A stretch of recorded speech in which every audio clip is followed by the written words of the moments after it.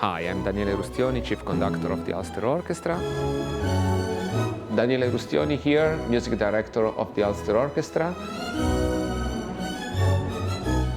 Looking back at this wonderful journey together, which, by the way, is not finished because I'm going to be Music Director Laureate and coming back every season to conduct at least a concert. I heard on the radio the orchestra for the first time in multiple occasions. The orchestra had already a big reputation. I knew Raffaele Pagliare, who at the time was the chief conductor. I came to Belfast. I vividly remember the concert that Raffaele Pagliare conducted with the Shostakovich Symphony No. 4 at the waterfront. It was also an important occasion because it was the reunion of all the orchestras of Europe, I think. I remember thinking we can do great things together. I conducted, it was like a crescendo. The first concert I conducted, it was a lunchtime concert. Then a regional concert with a concert in the season. And then another concert for the subscribers, so a private band. And then my first season as chief conductor started. So I think it was a good way to approach the orchestra and for the orchestra to know me, to know each other. It was a crescendo also digging into the acoustic of the Ulster Hall, which I consider to be a jewel. Everyone considers it to be really a jewel. It's a great pleasure to make music there. There are many memorable moments in these 5 years. Certainly the concert that won me the position. I performed together with Francesca, my wife. Also, we performed the Mozart Violin Concerto No. 3, and the main course of the menu was Schubert, the Great Symphony, which I think it was significant because I didn't win the orchestra with a Mahler symphony or a Shostakovich symphony or a Tchaikovsky or a big piece. It's very important that the orchestra maintains the classical core. And we worked deeply, especially in the first years, with the classical elegance and style. That's where really the orchestra grows. We performed a lot of repertoire. I'm particularly proud of the journey we did in the German repertoire. The journey we did with the diversity, rediscoveries. There was also time to play new music. We recorded for Naxos a disc with the music of Elisabetta Brusa, who is an English-Italian composer. And I think it was important. Again, it's very important nowadays. Sometimes you just appoint a conductor without knowing. And the conductor needs to know the orchestra. There were a lot of change of players in the orchestra also.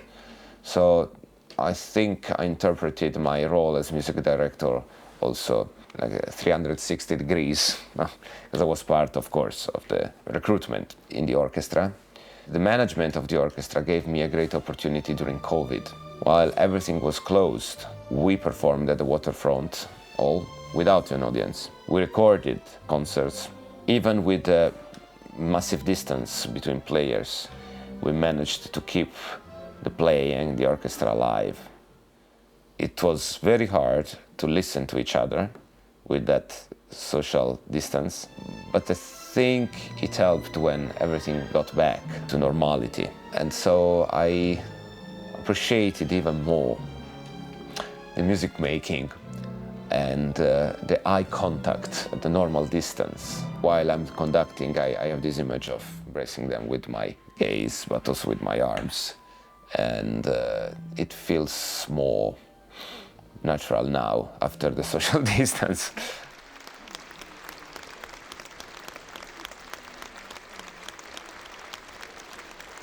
The reopening of the Ulster Hall after COVID was also very important. I vividly remember a concert with Strauss' Death and Transfiguration and Mahler 4, which symbolically was reborn, a real transfiguration after COVID with a packed Ulster Hall.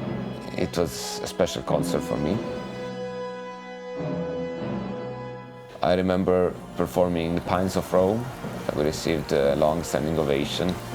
Also with pictures at an exhibition was a very good standing ovation. The BBC Proms 2 years ago was a spectacular one with a very hard program, all German-based, romantic German-based. So it was a big challenge. Also, performing the four last songs by Strauss, piece that was performed at the Royal Albert Hall premiere. So yeah, it was a big risk, but we wanted to present an important program, and I'm very happy that we did so. Certainly it was a concert to be remembered. Last night at the Proms was very important. We performed an incredible concert, my last concert as music director of the orchestra, so it was very emotional. It was an almost sold-out concert. It's always great to play at the Royal Albert Hall. We performed a program that is a sort of little storytelling of our musical journey together. We opened the program with the comedy overture by Busoni, which was the first piece that I conducted with the orchestra back in 2016. I wasn't chief conductor yet, but it sort of completed the circle. It is an Italian piece, of course, but Busoni is also considered a German composer, and in our journey we certainly dig a lot into the German field and Italian music, so it was a very good piece to start with. We had an incredible soloist, my personal friend, Francesco Piemontesi, who gave a fantastic and refined rendition of the Beethoven Piano Concerto No. 4. It's always tricky to present pieces like that because they are known and loved, and I think we managed to present the piece in another light with a lot of espressione and tender colors. So I'm thankful for Francesco and the orchestra to have played that piece in this particular way. We presented an unknown piece, a premiere for the BBC Proms by Avril Coleridge-Taylor, a piece written in 1940, Sussex Landscape. It was particularly important for us to present this piece. We worked a lot on it. We already performed it in the season, and so we decided to present it because we felt particularly strong about it. In the last 5 seasons we presented a lot of female composers. It was like the tip of the iceberg in a way to believe in these pieces. And then the mighty Dvorak 7th Symphony. It is a huge honor to present with my orchestra at the BBC Proms what is considered to be the most refined work of Antonin Dvorak. It has not so much folklore and Slavic taste, but it has more connection with Brahms, and I'm particularly proud of this choice of piece because we performed all the Brahms symphonies. So I'm very happy that we presented this piece, and I'm still shaking because I consider Dvorak 7 to be one of the most beautiful pieces in the entire symphonic repertoire, and to do so with my orchestra at the BBC Proms was certainly a big honor, and really it was an emotional evening. I'm so proud of the orchestra. It was our second prom. The response of the audience was great, and they deserve it. It was also a very important occasion because it was celebrating the 100 years from BBC Northern Ireland, and the Ulster Orchestra is basically the BBC orchestra in Northern Ireland. So I'm very happy we played this evening concert on a Sunday, and it was a packed audience. It was a very nice program, and I'm very proud of all the musicians. But probably if I have to pick my favorite concert, it was Mahler 2. My last concert as music director in Belfast, where for the first time I performed with an audience at a waterfront hall, and that was a really special event for the orchestra and for the city, because the city embraced the orchestra. I think the entire Northern Ireland embraced the orchestra. The waterfront hall was packed. It is a statement to program Mahler 2 with a lot of extras, with a lot of musicians on stage and off stage, with the Belfast Philharmonic Choir.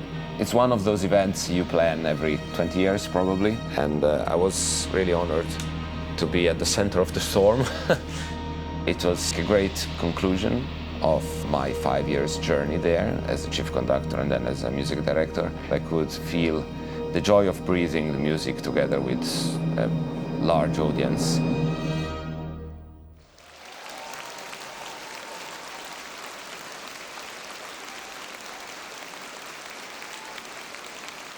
I think we really created something special, something that everyone will remember, and it will stay with us inside. It's been really fantastic to have his energy and his sense of drama. He brings a really operatic flair to everything that we do. I remember my first gig with Daniele. Straight away, he was like straight in his element, and it clicked straight away, and I knew this guy was for us, you know. And we've come such a long way in the past few years. I've really enjoyed the collaborative process with him, actually. I think the two-way process, rather than it just being a sort of, I'm going to come here, I'm going to lay down the law. He really responds to people, and I've so enjoyed all of that, basically. And it has been a big pleasure to work with him and to play with him. He was a fantastic musician, and he taught us a lot. Every time we work with him, it feels like a very special occasion and something that the audience have really reacted to. When he came in, he brought such new life to the orchestra and made a huge impact.